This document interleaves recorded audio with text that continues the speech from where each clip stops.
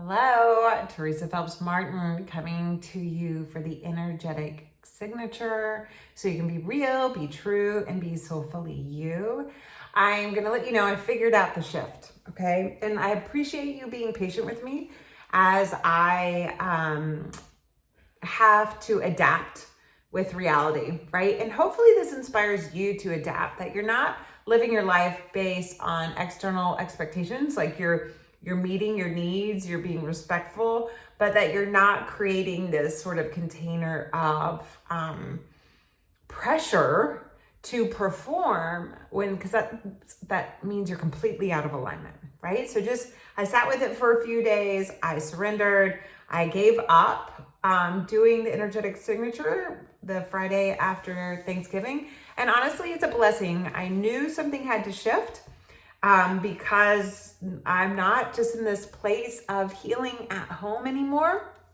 I'm stepping forward. I am stepping forward as a behavioral health professional, being a counselor, and my next 6 months are going to be intense for grad school, but I am beyond ready for this journey. That being said, I can no longer offer the $88 soul sessions. They are officially $108. I am open to taking clients, and including my coaching packages if that's something that interests you. You can find it all on my website at teresaphelpsmartin.com. So what's the shift? And thank you to all the stress of having to engage with a lot of family members over a good period of time and just having a shift in my schedule altogether, because this is brilliant. We are going to look at the weather based on the sun being in the zodiacal sign. Why our relationship with the sun directs us in all that we do. Mainly because of the seasons, right? Look, I'm in my warm, fuzzy, cozy sweater, which actually can make me hot. But I love it, right? Because it's this time to go inward. Why do we go inward? Because the days are shorter. We have less light. As a matter of fact, my daughter just last night had this beautiful reflection. It was like 5:30, right? Because our days are the shortest right now. And she goes, I had no idea it was so beautiful at night, that all the stores were lit up and that there were lights everywhere. And she was mesmerized by the tail lights of cars and their lights. And it's not like she's been living in a shell. It's just she's of age where she's able to notice her surroundings. And this is actually pretty advanced for a 6-year-old on some level. But to acknowledge like it's all new to her. And she really thought when it was dark, everybody went home, right?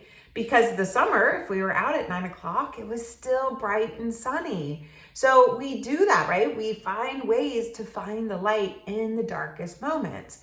This is why I think it's interesting that Sagittarius season is the end of fall, right? Because that solstice that happens, winter solstice happens when the sun, right? We live on the earth, we revolve around the sun. When the sun is at the Tropic of Capricorn. Isn't that interesting? So in the Northern Hemisphere, we are as far away from the sun as possible, which creates the longer moments of darkness and the shorter moments of light. And then we will flip when this earth is close to the sun. And that relationship then puts us at the Tropic of Cancer, first day of summer solstice, right? And then the equinoxes are interesting. They're the midpoints of this relationship of the earth moving around the sun. We're all in relationship, right? And so without getting too into all the whys, I'm going to focus on this mutable fire sign of Sagittarius. I'm going to walk you through the major energies of these next days. The first day of winter, or the winter solstice, or the moment that the sun enters into Capricorn, we have this crossing point of the Tropic of Capricorn is December 21st. So on some level, this is a beautiful and brilliant time for me to make this switch, to honor the closure of where I have been on this journey of bringing you these opportunities to have insight and reflection and awareness to support you living more authentically, it's just all gonna work, right? And I think it actually will help you understand your relationship with the cosmos in a way that makes more sense, right? Because life isn't linear, even though we like to live in the box of Sunday to Saturday, day 1 to day 30 or 31 based on the month, sometimes not, right? Sometimes it's, 29? I can't ever keep up with February. I joke around too that I think February has less days in it for the Northern Hemisphere, because all of this was created in the Northern Hemisphere. All this energy that we live by and attune to happened in the Northern Hemisphere, and that sort of dominance of a certain country that went worldwide kind of made that influence, right?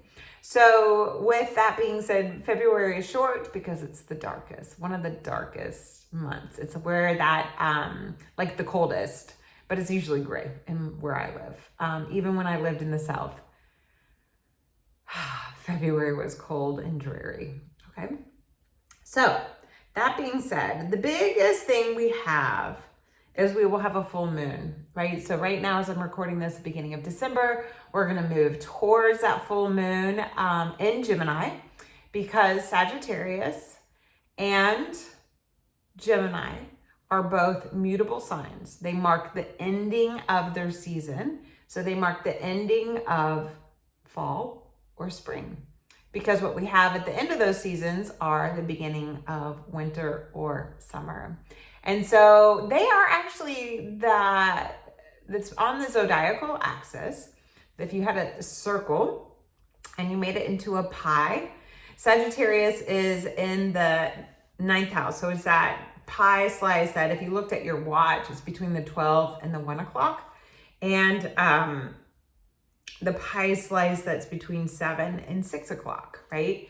And so they are the 9th and the 3rd house. They are very similar because both of them are very curious and inquisitive. So the difference is fire and air, both masculine energies. So we have this full moon energy in Gemini, and yes, it happens to be conjunct Mars. And we have this energy of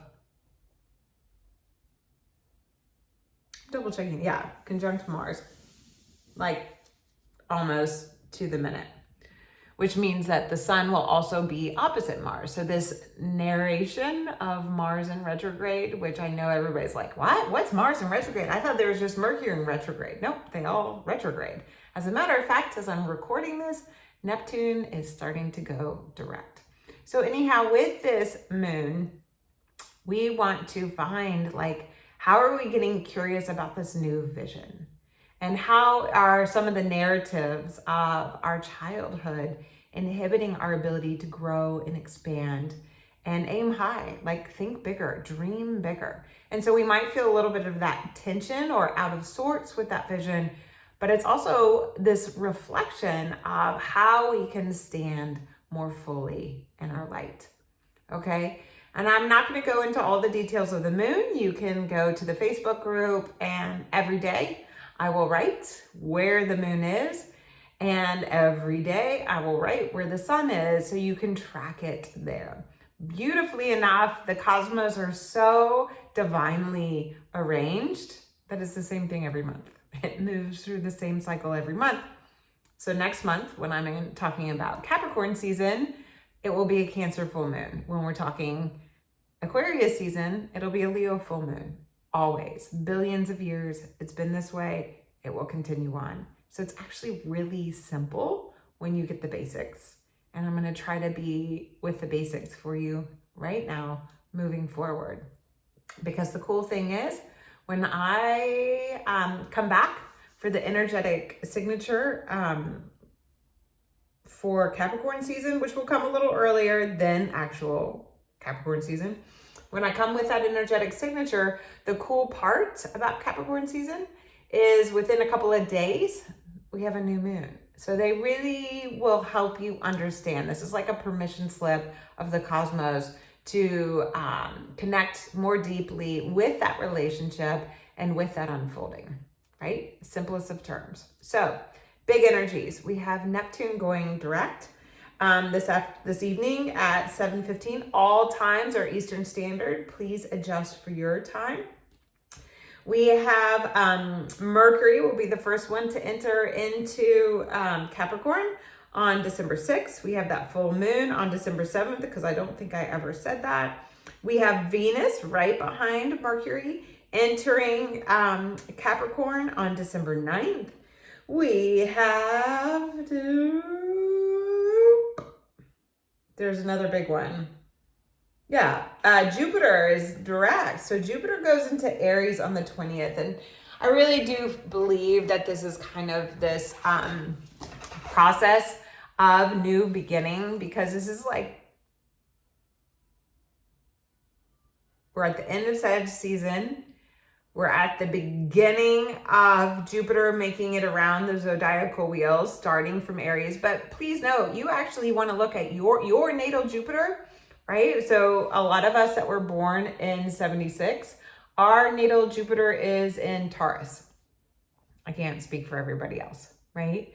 But in that, if somebody is like 11, 12-ish right now, they're getting ready to have their Jupiter return. I do know that if you are either approaching 60 or almost 60, you've kind of gone through your Jupiter return, but you're going to go through another one. What does this mean? Is that Jupiter returns to the exact same point in your natal chart as where Jupiter was the moment you were born. And Jupiter has a 12-year cycle. So this happens more or less every 12 years. So you could even do a little Jupiter reflection right now of what is this Jupiter. I got to take note because this is coming to me for me and I'm sharing it with you. Jupiter cycle. So you would look at what was going on at 12, at 24. Actually, all this makes sense. I don't even have to do much of a reflection. At 12, at 24, at 36. What's 30? 48, right? So do the math, add on what's 48, 50. Interesting, 50. We always like downplay turning 50, like over the hill. But really, 50 is right now. How much longevity? 50 is the bomb diggity. So if you're just turning 50, you're having your Jupiter return as well. Enjoy it, embrace it.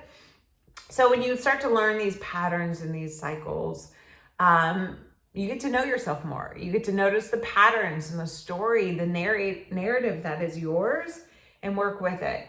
But Jupiter in Aries is big. It can feel explosive as well, because Jupiter represents this energy that is benevolent, expansive.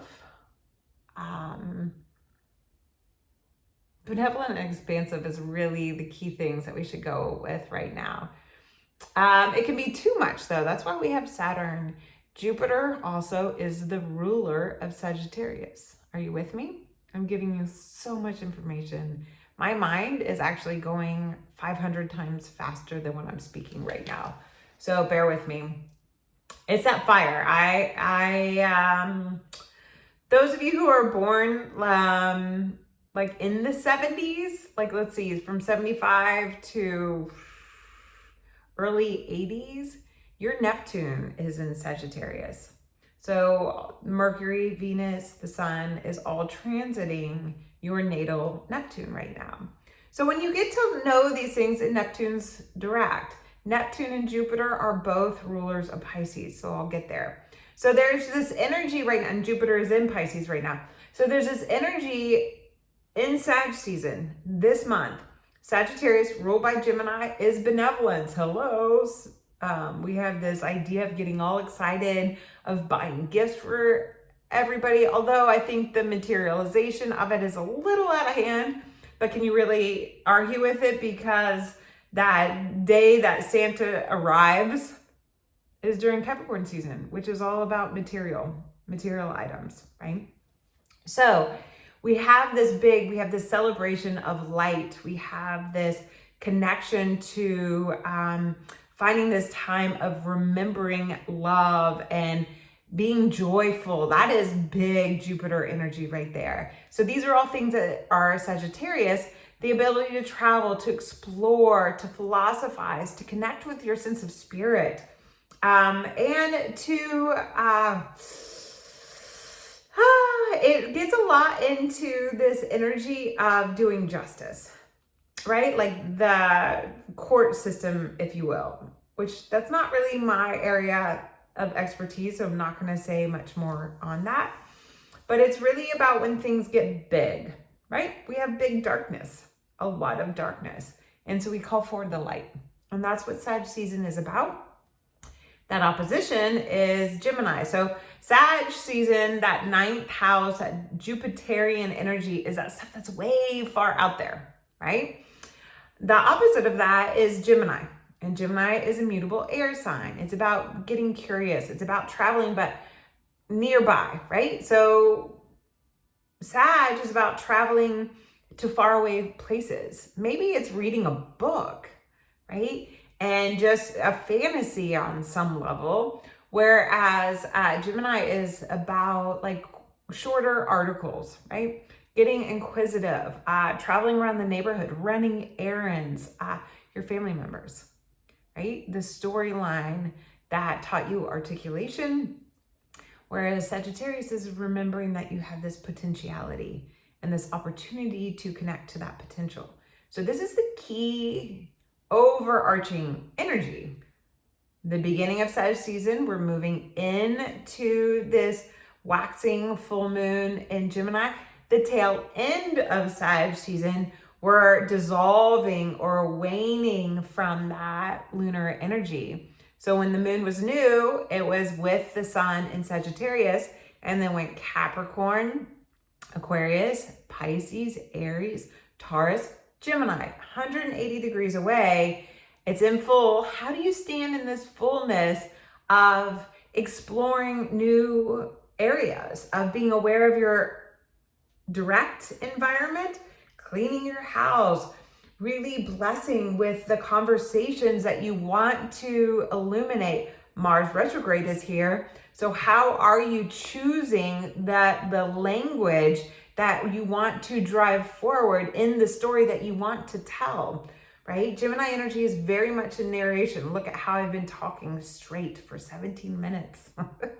So with that, then the moon will wane, and then we will move in the waning season of Sagittarius, or you could actually say it's Sag season is getting bigger and fuller. It's the pregnancy of the sun in Sag. And then the sun has the Sagittarian baby, and then it starts over again in Capricorn. So the big energies are Neptune. Neptune is the ruler of Pisces. Jupiter is there right now, right? So we would look at, during Sag season, we look what's going on with Jupiter. Where is Jupiter? What's the storyline of Jupiter? Jupiter moves into Aries right before the sun moves into Capricorn. This is a big deal. This is really this winter solstice, this promise. If you can remember, in 2020, Jupiter and Saturn moved into Aquarius together at the same time. Maybe you do or don't remember. Big deal. Now we have 2022, Jupiter is moving into Aries when the sun is also moving into Capricorn. So we're going to have a sun in Jupiter square to start off Capricorn season, but I'm getting ahead of myself, okay? So with that, we have Neptune going direct. Neptune's in Pisces, Jupiter's in Pisces. Jupiter rules Sagittarius. The sun is in Sagittarius. We're in the Sagittarian lunation. So what that means is you've got this fire, you've got this faith, you're taking leaps. The vision, the energy that has been coming up is starting to move quickly. For me, it's actually a little like, whoa, okay, I've got to really ground, really ground, really ground, really ground. How am I grounding? Time management. So I have to change how I'm doing this, right? Getting really clear in those boundaries, really clear in boundaries, because Jupiter's in Pisces at that, I don't know exactly where it is right now, but like 27, it'll go 27, 28, not even, we're at the 28, 29 mark, because Jupiter moves into Aries on, what did I say it was? December 20th.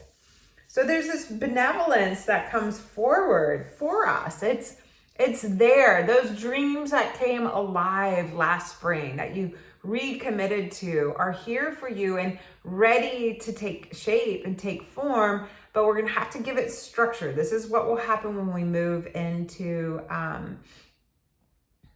Capricorn season. Neptune going to direct is that things are kind of blurry right now. Like the commotion, the dreams, the ideas, the visions.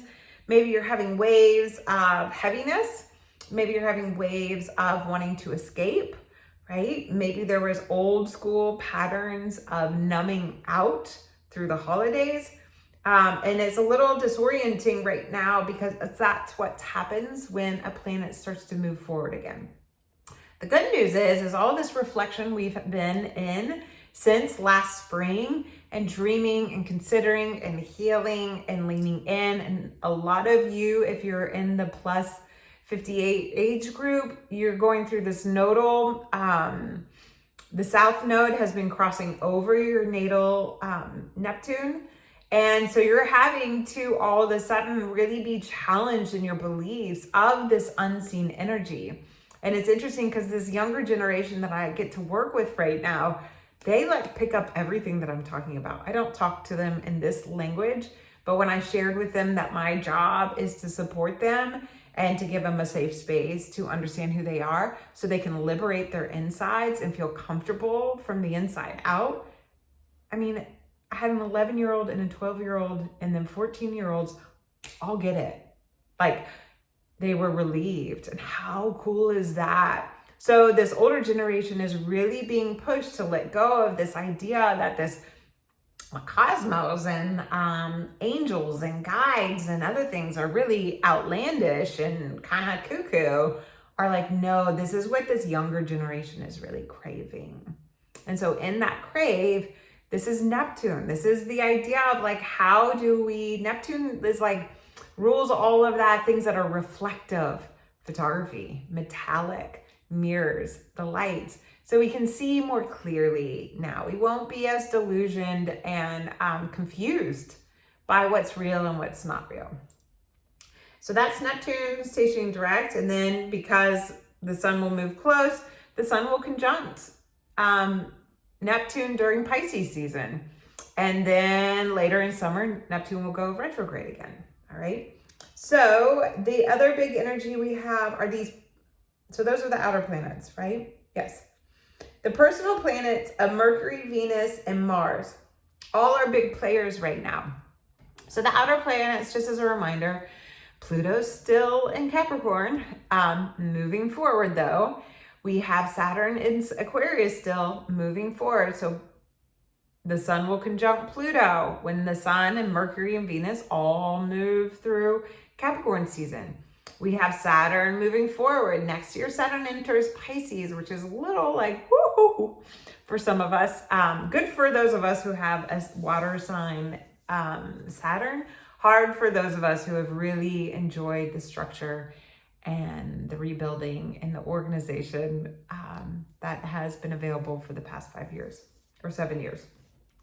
So with that being said, hopefully this is helping you understand. Maybe it's just making you more confused, but we have these big themes that will happen when the sun is there, and they happen to everyone. So Uranus is still in Taurus. And if you are like, my husband went through his nodal reversal last year. I'm going through mine like now as we talk, right? So it makes sense that I'm going through a lot of change, and it's not necessarily everything that I have chosen, but I'm choosing the way to manage and handle. And so with that, there's just so much going on, and I feel like I probably have confused you, but these personal planets are, let me rewind for a second. The outer transpersonal planets are Pluto, Neptune, and Uranus. They take a long time to move. So Pluto's going to hang out in Capricorn, final degrees of it. Neptune's going to be in Pisces for a little bit longer, final degrees of it. Uranus is going to be in Taurus a little bit longer, final degrees of it. Interesting, right? We're in these final degrees of these planets that impact all of us on a generational, on a humanitarian level that is beyond really our comprehension. And you have to remember that a long time ago, in Mesopotamian times, when there was peace on Earth, they didn't even know these planets existed. Okay. So then you have the social planets of Jupiter and Saturn. That is why it was such a big deal that the two of them were conjunct in the sky and entered into Aquarius together. So Saturn's still in Aquarius, and I've talked about Jupiter a lot right now. It's going to go direct into Aries on December 20th. Okay. Saturn's also direct. It stopped its retrograde a little while ago. So then we have the personal planets, Mars and Venus, which is our masculine and our feminine. Mars is still retrograde in Gemini. Mars is a big player in this full moon. What patterns, what energy, what storyline came up in like August, and now you're revisiting and getting a chance for a redo, right? So retrogrades are redos. The thing is that none of us like to go backwards. Right? We're all ready to go forward. Like, honestly, some of the stuff I had to deal with, you guys have your own stuff you're dealing with. I know it. And if you don't have support, please get it. In that sort of energy, right? Family, holidays, that pain. And that part of me was in a place of like, why am I re-experiencing this? What is going on? How did I get derailed? Well, rather than, I had a wonderful energy worker say to me, rather than thinking it, feel it. And then I felt it and it really derailed me, but it was a deeper cleansing, right? A deeper sort of emotional, like, no, I'm going to be really, really clear in stating my needs and really clear in the expectation that those boundaries are being respected. It's going to be hard, but Mars is on my side, right? So this is that energy of Mars. Like, what are you trying to drive forward? And are you taking responsibility of that narrative you're having within your immediate environment? What conversations are you having within the home, right? What is that dialogue? What is that storyline you're telling yourself? How are you articulating yourself out into the world? Your dreams, your visions, your values, right? If you're not a goal person, what are your values? Are you connecting to them? Are you talking to them? Are you allowing them to be reviewed? And in that review process, are you allowing yourself this chance to move forward with it? Okay, so that's Mars. It's going to be in Gemini until March. So just, it's going to happen, right? So with that being said, you might feel a slowing down, but there's this like momentum happening, but the slowing down, and sometimes that slowing down stings, it hurts, because it feels like a joke's being played on you maybe, but it's not. It's not. The universe loves each of us and all of us, and it's doing its best to communicate with us. So let me go to Venus. Venus is that sweet goddess who's in Sagittarius right now. She is moving, she is grooving, right? She is ahead of the sun, so she rises before the sun rises. So she is a morning star, I believe. I mean, just gonna rise up on the chart, yeah, morning star. And so in that sort of sense, she's just shining her benevolence right now. That find that beauty in yourself. I like to really call Venus energy sacred beauty. So what does sacred beauty look like when she's dressed up in joy, dressed up in benevolence, dressed up in this unshakable devotion, right? And how is she's moving forward? She is calling the shots, in my opinion, right? Because Mars, so this is the masculine and the feminine. Are you feeling good about speaking your needs, of showing up for yourself? Are you okay with slowing down your drive and your need to produce and your ability to be? She moves into Capricorn, did I say it already? December 9th. And we'll feel that shift. She's going to ground. She's going to call forward the business. Last year at this time, Venus was retrograde in Capricorn, or moving into her retrograde in Capricorn later in December. And so it's this big kind of like what has this feminine aspect of yourself. She's inside the earth, between the earth and the sun, right? Her and Mercury. So what value system has come forward for you? And are you connecting to that value system? And are you committed to it? What are you getting hooked into? And what do you need to release? Mercury will go into Capricorn though, even earlier on December 6th. And when Mercury goes into Capricorn, I'll probably talk slower. Let's put it that way. There is a slowing down. The messaging is you're going to be able to receive it faster. Mercury is a planet that has the ability to be masculine or feminine. You could say Mercury is non-binary, and it depends on where Mercury is. So Mercury will be more feminine in a feminine sign. Just quick review. Water signs and earth signs are feminine, fire and air signs are masculine. So you could say one is more organic and one is more muscular, right? Engaging. You really can feel it more. So interesting with Mercury being in Capricorn, this is a chance to connect to that wisdom, to build something with it. Write it down. The messages, the insights, the appreciation.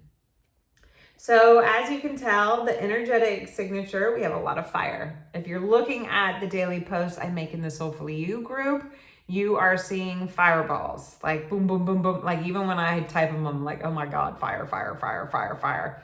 But it's a different fire. Has anybody noticed that? It's not this big explosive fire. At least it isn't in my experience. It is a fire that is reigniting a vision.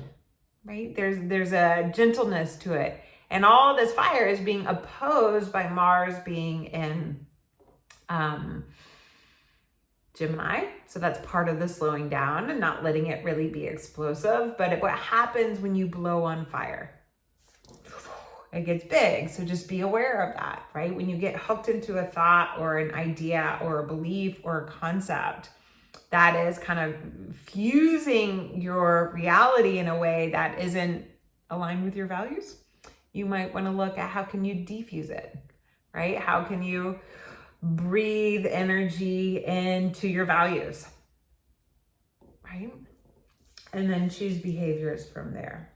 So we have a lot of that fire energy. We have that shift as we move into the latter half of Sagittarius season. We'll have that shift into more earth energy. We're going to feel, I believe, more grounded. Like, what is the wisdom? What is the wisdom of this year? So it's interesting that the sun will move into Capricorn. We'll have a new moon in Capricorn.